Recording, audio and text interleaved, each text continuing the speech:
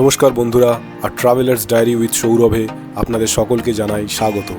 এর আগের ভিডিওতে আপনাদেরকে আমি দেখিয়েছিলাম যে আমরা চন্দ্রতাল দেখে কুঞ্জুম পাস অতিক্রম করে কিভাবে স্পিতি ভ্যালি থেকে লাহুল ভ্যালিতে পৌঁছাই এবং সেখানে রাত্রিবেলা আমরা শিশু ভিলেজে রাত্রিযাপন করি। সেই ভিডিও এর আগের পর্বে আমি দেখিয়েছি এবং যদি সেটা আপনারা না দেখে থাকেন তাহলে ডেসক্রিপশনে লিঙ্ক দেওয়া রয়েছে, সেটি গিয়ে দেখে নিতে পারেন। আর আজকে আমরা যাব শিশু ভিলেজ থেকে বারালাচা পাস দেখতে। তো চলুন আজকের ভিডিওটা শুরু করা যাক।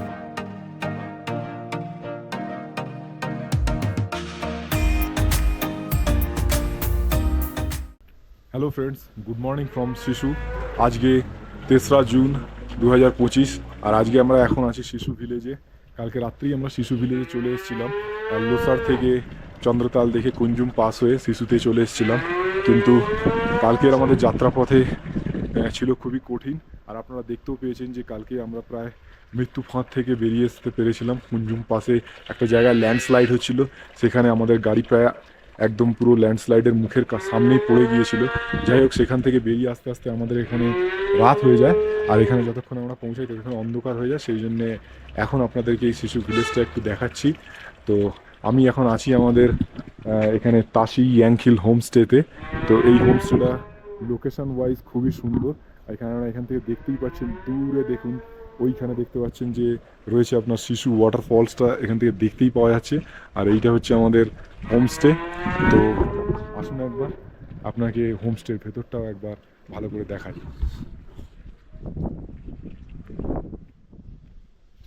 এই হোমস্টের এন্ট্রান্স গেট, এটা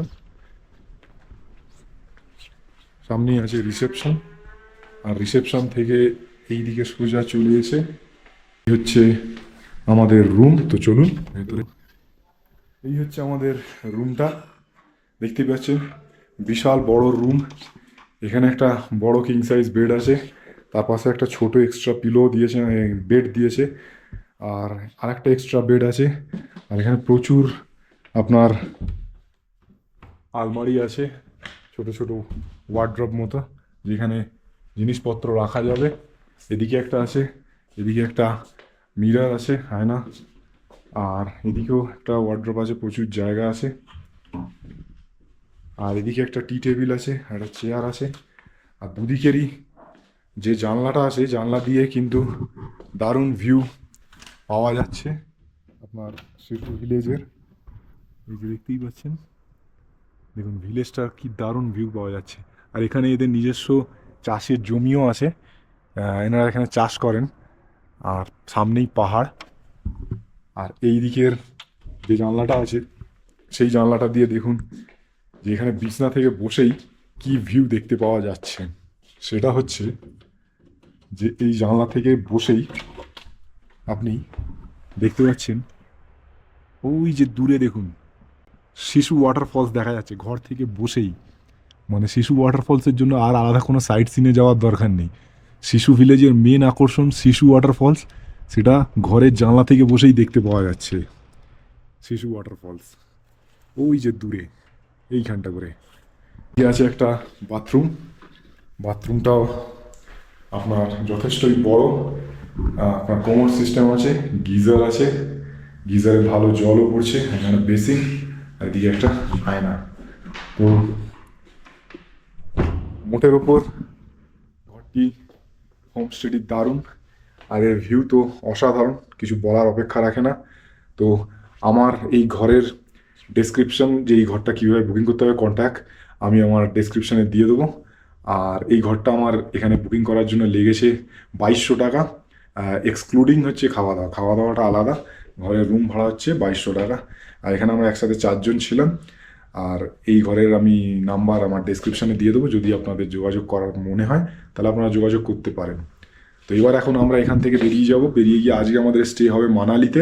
এখন আমরা যাবো বারালাচা পাস দেখতে। বারালাচা পাস দেখে আমরা ওখান থেকে সোজা চলে যাব মানালির দিকে।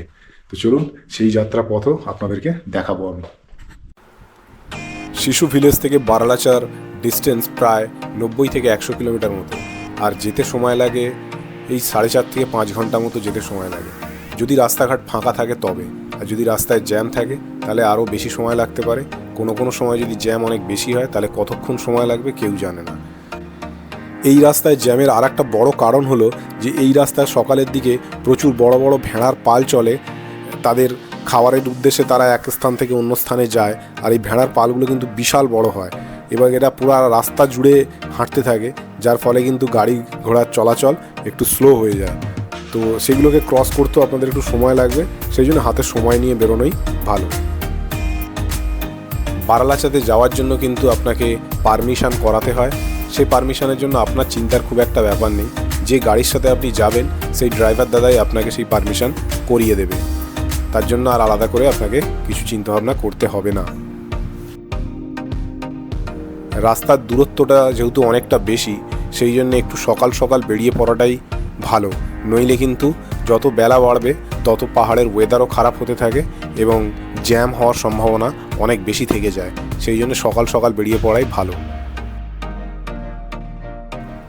পথে এগোতে এগোতে আমরা চলে আসি এমন এক জাংশন পয়েন্টের কাছে, যেখান থেকে রাস্তাটা দুটো ভাগে ভাগ হয়ে যাচ্ছে। একটা রাস্তা সোজা চলে যাচ্ছে জাস্কার জিসপাত দিকে, মানে অফবিট লাদাখের দিকে, আর একটা রাস্তা চলে যাচ্ছে ডান দিকে বারালাচা হয়ে লের দিকে। তো আমরা এখন এই ডান দিকের রাস্তাটা ধরেই চললাম লের দিকে।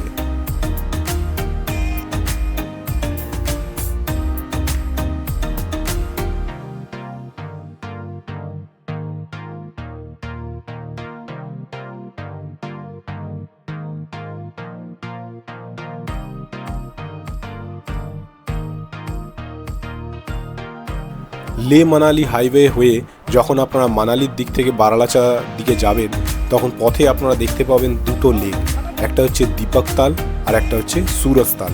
দীপকতালটা আকারে একটু ছোট এবং সুরজতালটা আরও হাই অল্টিটিউডে অবস্থিত এবং আকারে একটু বড়। তো এখন আমরা যেখানে দাঁড়িয়ে আছি সেটা হচ্ছে দীপকতাল, আর এই জলটা কিন্তু খুবই স্বচ্ছ এবং পরিষ্কার, একদম সবুজ। দেখুন নিচের পাথরগুলো পর্যন্ত স্পষ্ট দেখতে পাওয়া যাচ্ছে। এর আগের দিনকে আপনাদেরকে আমি দেখিয়েছিলাম চন্দ্রতাল, সেই ভিডিওটা যদি আপনারা না দেখে থাকেন তাহলে ডেসক্রিপশানে লিঙ্ক আছে, দেখে নিতে পারেন।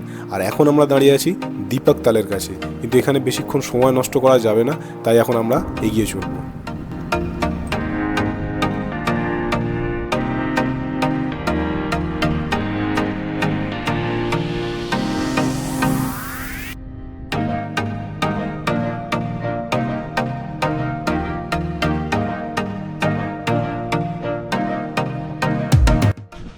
তো বারালাচা পাশের কাছাকাছি আমরা চলে এসেছি, আর 10-12 কিলোমিটার বাকি আছে। আর বাইরের প্রাকৃতিক পরিবেশটা তো আপনারা দেখতেই পাচ্ছেন। আর এর মধ্যে অতি পাহাড়া কিন্তু হালকা হালকা করে বরফ পড়তে আরম্ভ করে দিয়ে তুষারপাত আরম্ভ হয়ে গেছে। আর এখনও যেহেতু পাহাড় থেকে একটু নিচের দিকে আছি, আর একটু ওপরের দিকে উঠতে হয়তো এই বরফ তুষারপাতটা আর একটু ভালো করে দেখা যাবে। লে মানালি হাইওয়ের উপর প্রায় 16,000 ফুট উচ্চতায় অবস্থিত বারালাচা পাস লে উপত্যকাকে হিমাচল প্রদেশের লাহুল ভ্যালির সাথে কানেক্ট করে। শিশু ভিলেজ থেকে বারালাচা অবধি কিছু কিছু জায়গা বাদ দিলে মোটের ওপর গোটা রাস্তার কন্ডিশনই কিন্তু বেশ ভালো, আর প্রাকৃতিক পরিবেশ তো অনবদ্য, যার তুলনা করা যায় না। এখানে প্রাকৃতিক পরিবেশ যত সময় যাবে তত কিন্তু ভূপ্রাকৃতিগত পরিবর্তন হতে থাকে। প্রথমে আপনি গ্রিন ভ্যালি দেখতে পাবেন, তারপর গাছপালার পরিমাণ ক্রমশ কমতে থাকবে এবং তারপর দেখতে পাবেন শুকনো রুক্ষ পাহাড় পাথর, যেটা শুধু বরফে ঢাকা, চারিদিকে শুধু বরফ আর বরফ। এ এক আলাদাই অনুভূতি তখন মনে হবে।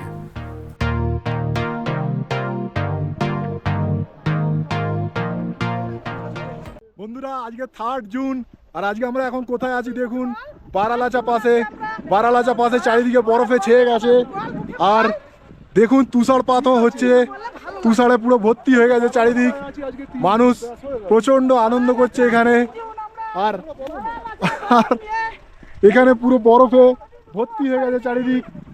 এখানে পুরো বরফে ভর্তি হয়ে গেছে চারিদিক, মানুষ প্রচন্ড আনন্দ করছে চারিদিকে। আর বাড়তি পাওনা হচ্ছে তুষারপাত হচ্ছে। আর এই প্রথম আমি কোথাও তুষারপাত উপলব্ধি করছি, মানে দেখতে পাচ্ছি। এর আগে কোনোদিন আমি অন্তত তুষারপাত কোথাও পাইনি, আর আজকে নিজের চোখের সামনে তুষারপাত দেখছি। আমাদের এই হিমাচল ট্যুর পরিপূর্ণরূপে সাকসেস হচ্ছে, যেখানে আমরা সমস্ত কিছু উপভোগ করতে পারছি পুরোপুরিভাবে। এখানে বরফ নিয়ে সবাই আক্রমণ করতে আরম্ভ করে দিয়েছে আমাদেরকে, কিন্তু আমি এখন কাউকে আক্রমণ করতে পারছি না। কিন্তু এই ভিডিও করা হয়ে গেলেই আমিও সকলকে বরফ নিয়ে আক্রমণ করতে ছাড়বো না। কিছু দেখা যাচ্ছে না চারিদিকে, এত বেশি তুষারপাত হচ্ছে, এটা বাড়তি পাওনা।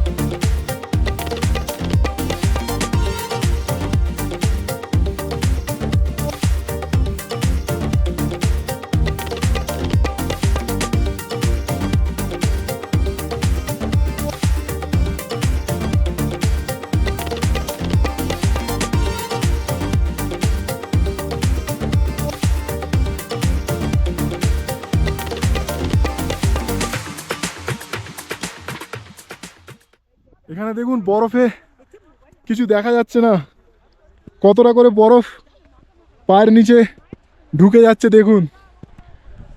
দারুণ এনজয় করছি, দারুণ এনজয় করছি। আজ 3 জুন, এই যে বরফ হতে পারে গরমের দেশে যারা আমরা থাকি তাদের কাছে একটা মানে কি বলবো আর, তাদের কাছে এটা একটা বাড়তি পাওনা। ভাবতেই পারছি না এত বরফ।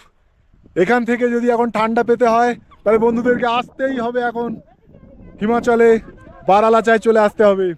দেখুন খালি কি পরিমাণ বরফ, কি পরিমাণ বরফ, খালি দেখুন একবার চারিদিকে চেয়ে।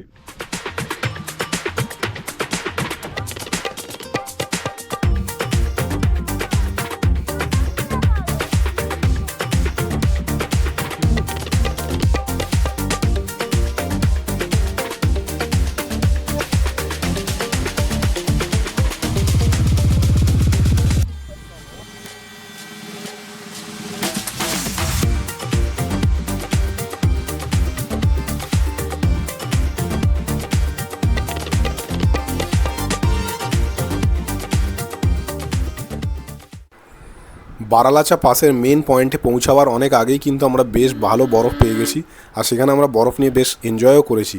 রাস্তার দুধারে কিন্তু প্রচুর বরফ জমে আছে। আর এখন আমরা যাচ্ছি বারালাচা পাসের মেন পয়েন্টের দিকে। আর যাওয়ার পথে আমরা এখন পৌঁছে গেছি এখানে আরেকটা যে লেকের কথা বলেছিলাম, সেই সুরজতালের সামনে। সুরজতাল কিন্তু আরও অনেক হাই অল্টিটিউডে অবস্থিত, সেই জন্য লেকটা কিন্তু পুরো জমে বরফ হয়ে গেছে।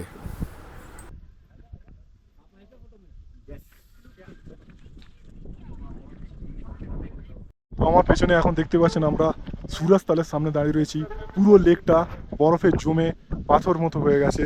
এই দূর থেকে দেখা যাচ্ছে, দেখুন সুরজতাল, পুরো লেকটা জমে পাথর মতো হয়ে গেছে। লেকের জল, লেকটা কিন্তু অনেক নিচে। আচ্ছা,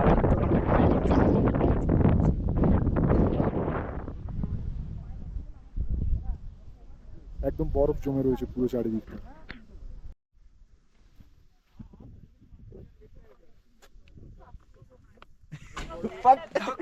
হ্যাঁ পুরা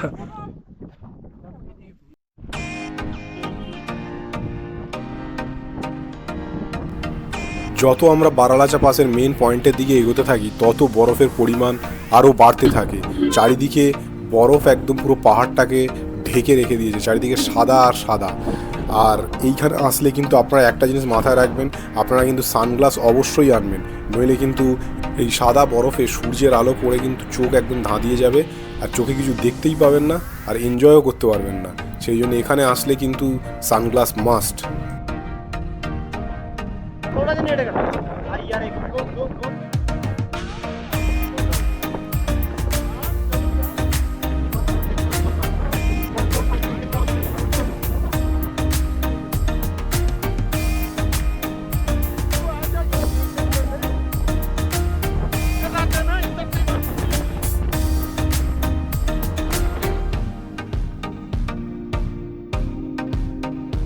অসামান্য অভিজ্ঞতা, -7 ডিগ্রি টেম্পারেচার। -7 কিংবা -8 এরকমই হবে টেম্পারেচার। হাত বেশিক্ষণ খুলে রাখা যাচ্ছে না।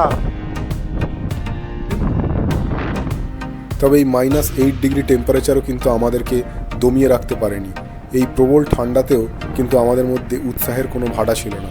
আমরা কিন্তু এখানে প্রচুর এনজয় করেছি, দারুণভাবে এই বরফাবৃত পাহাড়কে উপভোগ করেছি, খেলেছি, মজা করেছি এবং একটা দারুণ সময় কাটিয়েছি।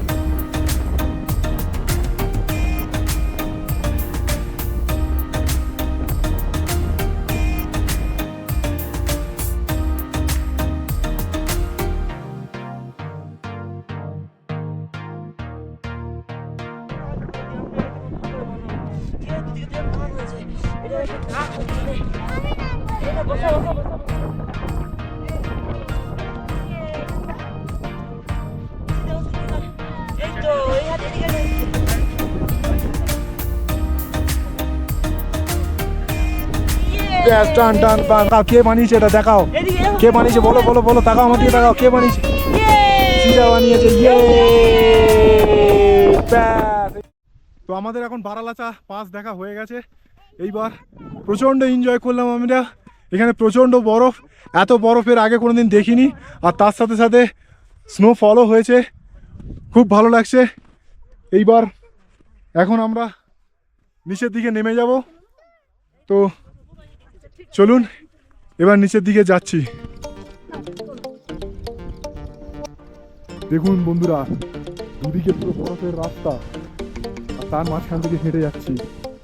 একবার ফিল করুন খালি জিনিসটা।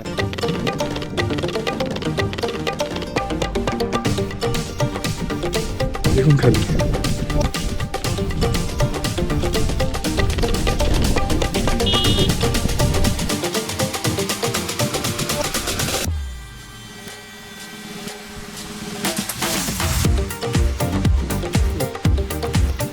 সত্যি কথা বলতে এত বরফ দেখে আমি আর আমার মিসেস মনে হয় পাগলই হয়ে গিয়েছিলাম। আমরা যা খুশি তাই করছিলাম, দারুণ মজা হচ্ছে। যাই হোক, আমরা কিন্তু সময়টাকে সকলে মিলে খুব ভালো করে এনজয় করেছি। অনেক দিন পরে মন খুলে এত আনন্দ করেছিলাম।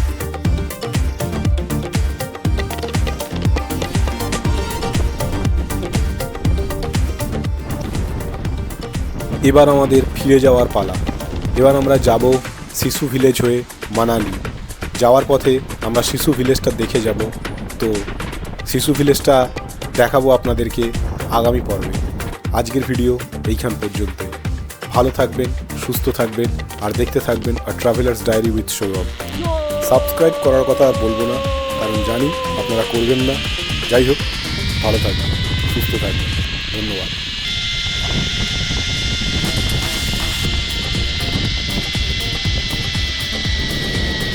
এবার আমি নেমে যাব আর স্মৃতিতে রয়ে যাবে শিশু ওয়াটারফলস।